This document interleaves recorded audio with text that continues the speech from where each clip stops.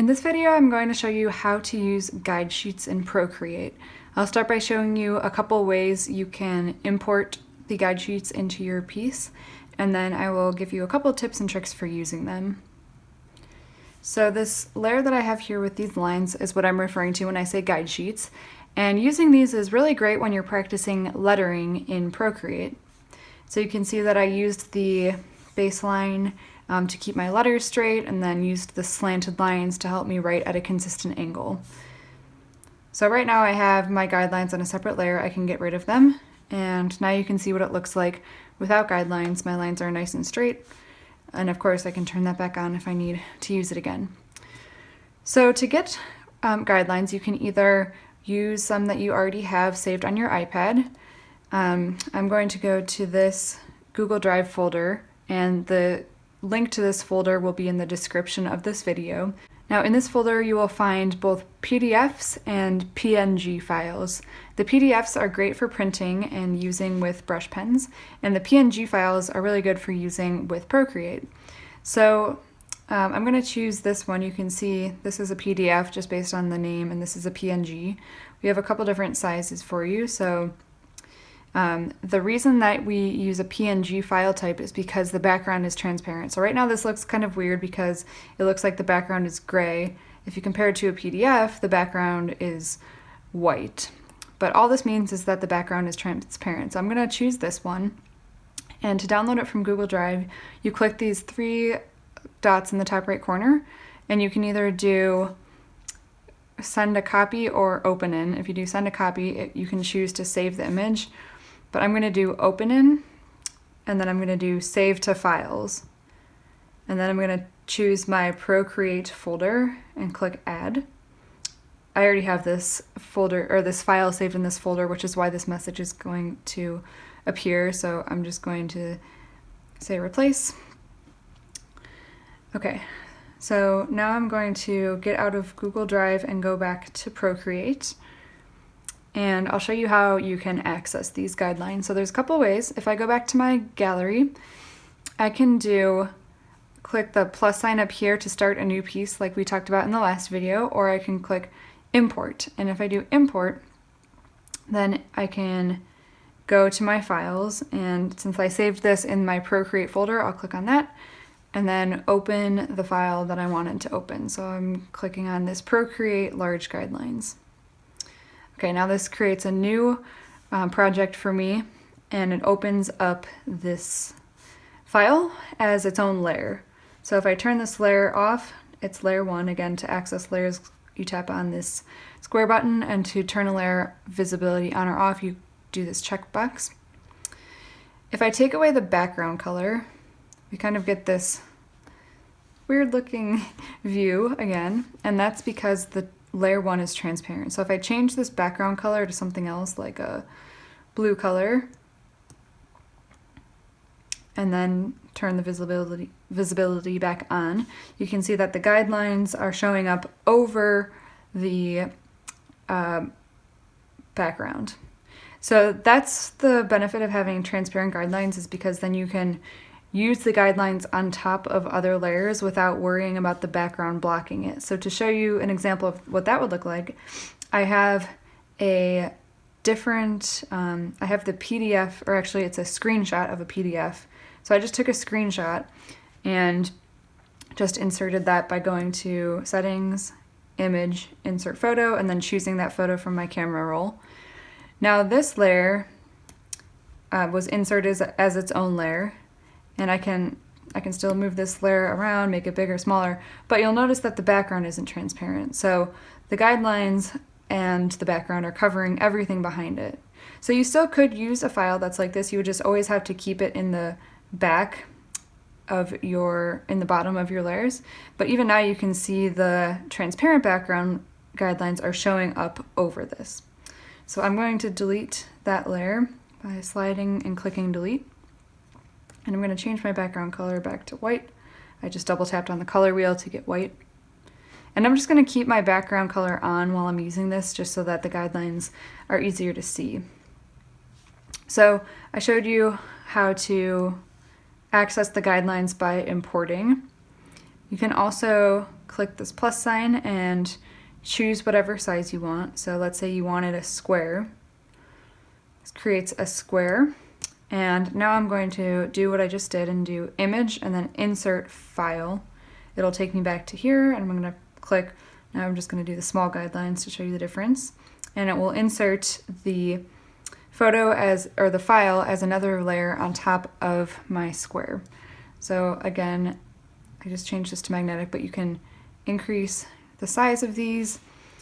And the difference between the large and the small is really the spacing between the guidelines, but because you can change the size of this and you can also zoom in, the size of the guidelines might not matter too much.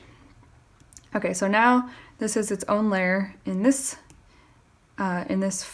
project, and so it acts the same way, you just accessed it a different way. Okay, I'm gonna go back to the first one so it takes up the screen size. Now to use these guidelines, you wanna make sure that you are keeping the guidelines as its own separate layer and then adding a layer on top of it to do your lettering. For more details about layers, you can watch our Getting Started with Procreate video. It goes into a lot of detail about layers. But just as a reminder, if you draw directly on the same layer as the guidelines, then now they're together and you won't be able to separate them. So I'm just gonna use 2 fingers to tap, again to undo. It's gonna go through everything I just did and get rid of that line. So I'm gonna make sure I'm on a new layer. Again, to add a layer, you click the plus sign. And now I can start using the guidelines as a way to keep my lettering straight. So if I choose a brush, and then I might zoom in a little bit, you can use this for practicing your basic shapes if you're doing some brush lettering. It works great for that. You can also use it just to keep things lined up right. So on this piece, I did do some brush lettering, but I also used some monoline lettering and just rest my letters on this guideline to make sure that my letters were straight and not going uphill. So if you had different size lettering, so let's say I'm gonna undo, actually I'm just gonna delete this layer and add a new one. Now let's say you have 2 sizes of lettering, so I'm just gonna call this the small layer.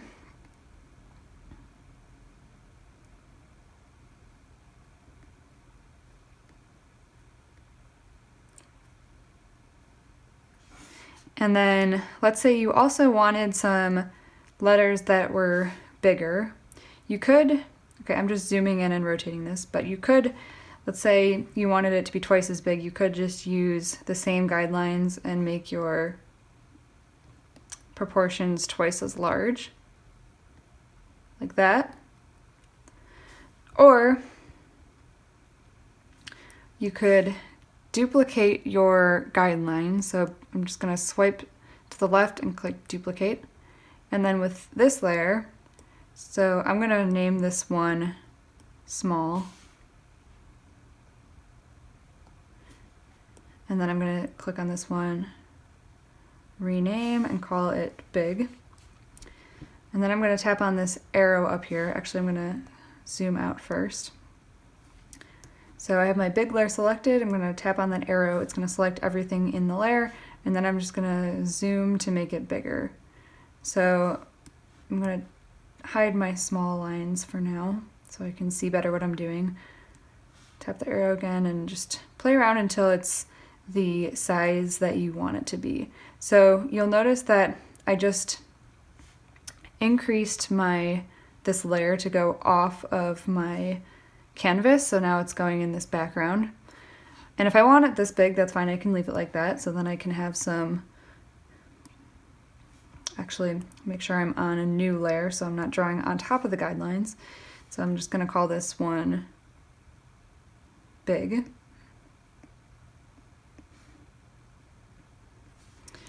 So selecting my big guidelines again, just as a warning.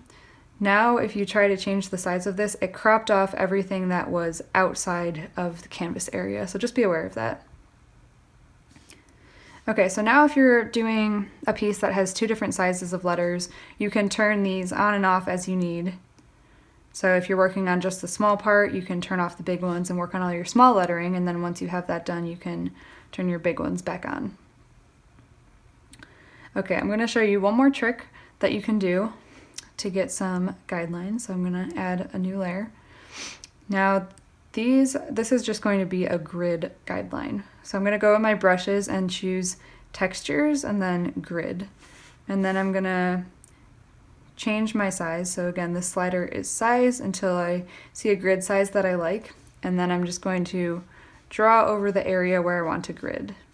So if you were working on something and you just wanted a grid in a small spot, so let's say I'll turn my guidelines back on, and you have some lettering going on, but you just wanted some other guidelines in a different spot, and you didn't want to take up the whole page maybe, or just a quick reference, you can just use this grid brush and draw your grids. Now you want to make sure your pen, you're keeping it down and continuously moving it. Let me hide this layer again,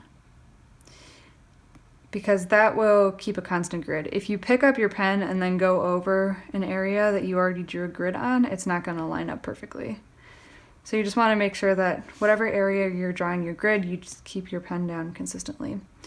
So let me clear that layer and just draw a little bit of a grid. Then again, you want to keep that as its own layer. I'm just going to call it grid for my reference, add a layer on top of it. Maybe I'll change my color. And now you have a grid layer. Oops, I forgot to change my brush back to a writing brush.